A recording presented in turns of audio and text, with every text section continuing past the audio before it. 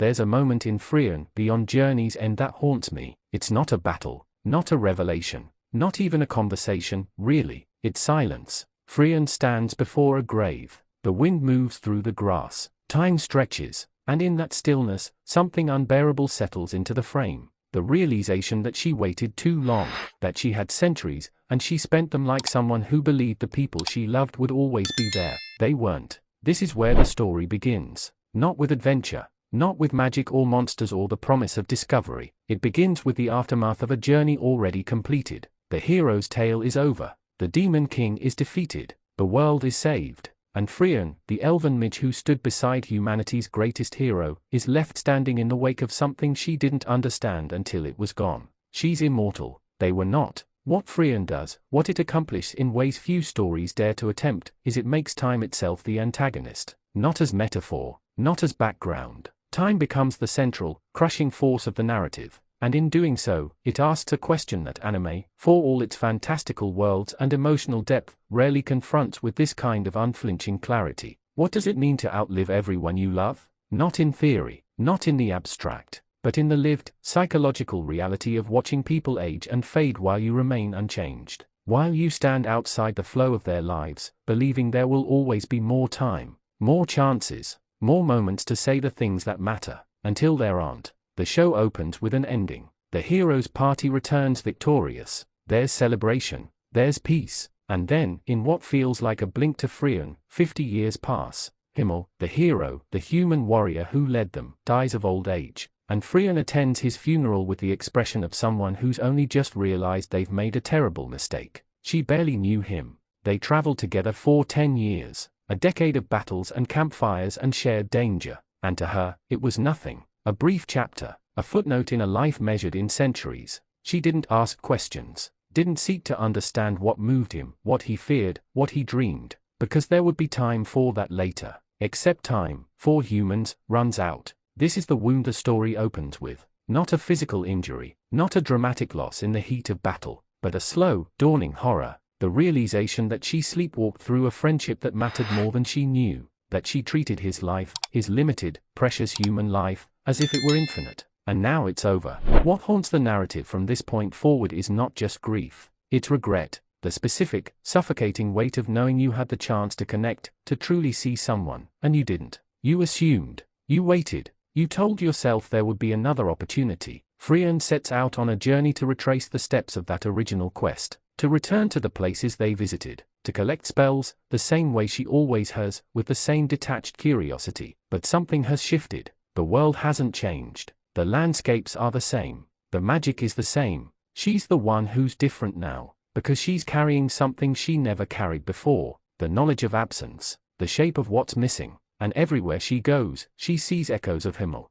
his kindness, his humor, the way he looked at the world, the way he looked at her. She's trying to understand, retroactively, who he was, and in doing so, she's beginning to understand who she is. This is where Frieren transcends its premise. It's not simply a story about an elf mourning a human. It's an examination of how we construct meaning in a life where time is either too short or too long. How we decide what matters. How we choose, consciously or not, to invest in the people around us or to hold them at arm's length, assuming they'll always be there. The show's structure mirrors this philosophy. It moves slowly, deliberately. Scenes linger. Conversations unfold without urgency. There are long stretches where nothing happens except characters walking through forests, sitting by rivers, watching the sky. And in those moments, the audience feels it. The weight of time, the luxury and the curse of it. For Frieren's companions on this new journey, Fern and Stark, time is finite. They are young, they are human. Every day is a fraction of their lives. But for Frieren, time is an ocean. And what the story reveals, gradually, painfully, is that this isn't freedom. It's a prison. When you have all the time in the world, nothing feels urgent. No conversation feels like it might be the last. No moment demands your full presence. You can always do it later, say it later, understand it later. Except people don't wait. They age, they change, they die, and you're left holding memories of people you never fully met. There's a psychological devastation in this realization that the show handles with extraordinary restraint. It doesn't dramatize Frieren's grief, doesn't make her openly weep or rage. Instead, it shows her continuing to move through the world with the same calm detachment she always has. collecting spells, solving problems, helping people. But now, underneath that surface, there's a tremor, a recognition that she's been living wrong, not immorally, not selfishly, exactly, but incompletely. She's been present in the world without being present to the world, without letting people in, without allowing herself to be affected by the temporary, fragile lives around her, because to be affected means to eventually lose, and loss, she's learning, is unbearable. The show introduces other characters from the original party. Hitter, the priest, who drinks too much and hides his loneliness behind humor. Aizen, the warrior, who's grown old and cautious, afraid of the dangers he once faced without hesitation. They are all marked by time in ways Frieren isn't. Their bodies betray them, their memories fade, they are being erased, slowly, by the simple fact of being human. And Frieren watches. She watches Hitter die. She watches Aizen grow frail. She takes on Fern, the young mage Hitter raised, because he asks her to, because he knows he won't be there to protect her, because someone has to. And in these moments, the story asks another question. What is the value of connection when you know it will end? Why love someone you will outlive? Why invest in relationships that, from your perspective, are brief and fleeting? Why open yourself to the pain of loss? The answer the show offers is not simple. It's not a platitude. It's something deeper, earned through the slow accumulation of scenes and silences and small revelations. It's that the connection itself is the point, not the duration, not the permanence, but the fact of it. The way another person's presence changes you, the way their perspective alters your understanding of the world, the way their laughter, their fear, their courage, their quiet moments of vulnerability leave an imprint. Himmel is gone, but he's everywhere in the story, in the statues he commissioned of the party, in the people whose lives he touched, in the way Frieren catches herself wondering what he would say about something, how he would react, what he would think. He's alive in her memory, and memory, the show suggests, is its own form of immortality, not for the one who died, but for the one who remains. Because as long as Frieren carries him, as long as she continues to learn who he was, to piece together the person she didn't fully see when he was alive, he continues to matter. He continues to shape her. This is the emotional core of Frieren, the idea that we are constructed, in part, by the people we lose. That grief is not an ending but a continuation. A relationship that persists in absence, a conversation that keeps going even when only one person is speaking. But there's a danger in this, too, because Frieren is immortal, and the number of people she will lose is infinite. Every human she meets, every friend she makes, every connection she allows herself to form, they will all die, and she will remain, collecting their memories, carrying their absences, building a catalogue of loss that spans centuries. How does someone survive that? How do you keep opening yourself to connection when you know, with absolute certainty, that it will end in grief? The show doesn't offer an easy answer, but it offers Fern and Stark, the two young travelers who join Frieren on her journey, who don't know, at first, what they are signing up for, who see her as distant, eccentric, difficult to read, who slowly, gradually, begin to understand that she's not cold, she's terrified. Fern, especially, becomes a mirror for Frieren, a young mage learning the same spells, walking the same path, but doing so with the limited time of a human life. She's frustrated by Frieren's detachment, annoyed by her lack of urgency. She doesn't understand why Frieren spends days hunting for obscure magic instead of focusing on what matters, until she does, until she realizes that for Frieren, every spell is a memory, every piece of magic is a connection to someone who taught her, someone who's gone. That Frieren's obsession with collecting spells isn't about power or curiosity, it's about holding on. It's about having something tangible to remember them by. This is the moment the story shifts, when the audience, and the characters, begin to see Frieren not as emotionally distant but as emotionally overwhelmed. She's not detached because she doesn't care, she's detached because she cares too much, because the alternative, being fully present to every loss, is unsustainable. So she parcels out her attention, keeps people at a remove,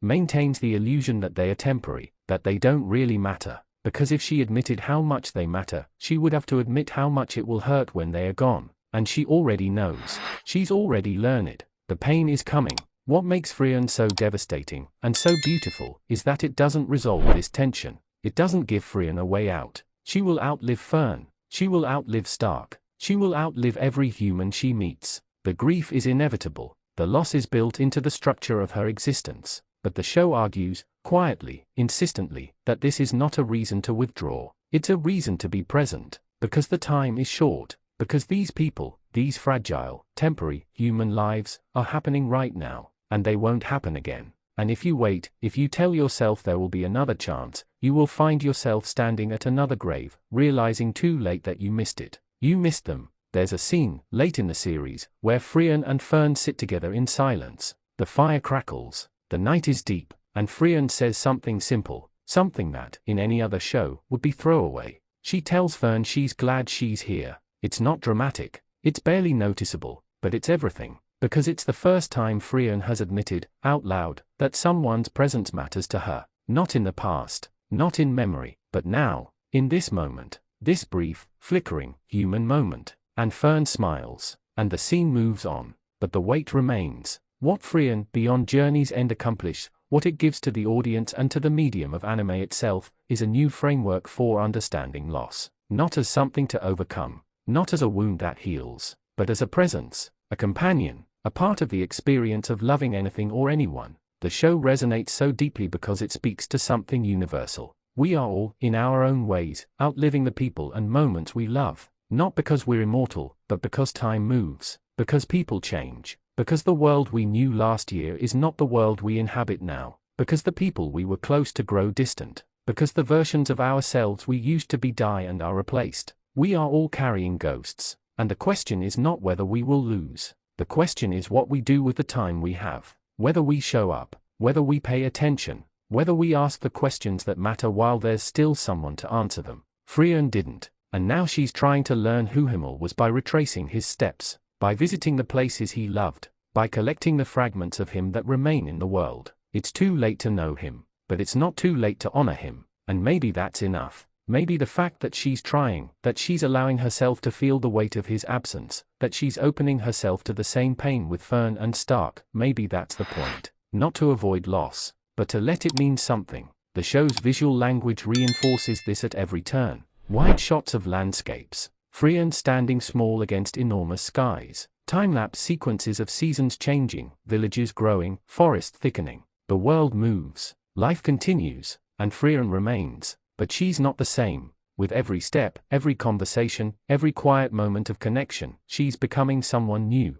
someone who understands that immortality is not a gift, it's a responsibility, to remember, to witness, to carry forward the stories of people who don't have centuries to tell them. In the modern landscape of anime, where so many stories prioritize spectacle and escalation, where emotional beats are often loud and obvious, Frieren stands apart. It trusts its audience. It trusts silence. It trusts that we will sit with the discomfort of watching someone grapple with regret, that we will feel the ache of missed opportunities, that we will recognize ourselves in Frieren's mistakes. Because we've all been there, we've all assumed there would be more time. We've all taken someone for granted. We've all realized, too late, that we should have said something. The show's return, its resurgence in cultural conversation, speaks to a collective need, a need to slow down, to process, to feel. In a world that moves faster every year, that demands constant productivity and engagement, Frieren offers permission to stop, to grieve, to remember, to admit that some things can't be rushed,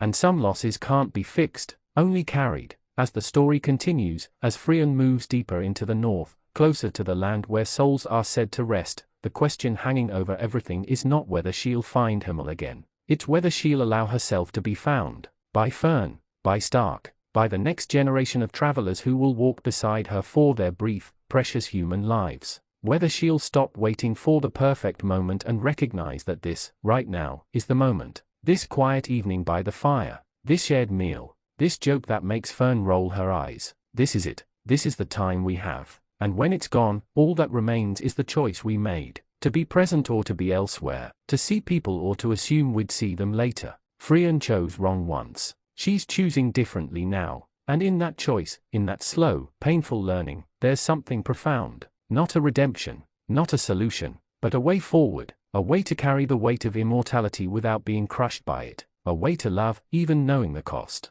The final image I return to, the one that lingers, is not of a grave. It's of Frieren's face as she watches Fern practice magic. The way her expression softens. The way something almost like a smile appears. The way, for just a moment, she's not thinking about the future or the past. She's here, with someone who will die, who will leave her, who will, someday, be another name she carries. And she's choosing to be here anyway. because that's what it means to be alive, even when you can't die. To show up, to witness, to let people matter, even when it hurts, especially when it hurts. Frieren, Beyond Journey's End doesn't answer every question it raises. It doesn't tell us how to live with loss or how to bear the weight of memory. It doesn't promise that the pain will fade or that we'll ever stop missing the people we loved. But it shows us someone trying, someone learning, slowly, what it means to be present in a world defined by absence. And maybe that's the lesson, not that we can defeat time, but that we can choose how we spend it, who we spend it with, and what we allow ourselves to feel while they are still here.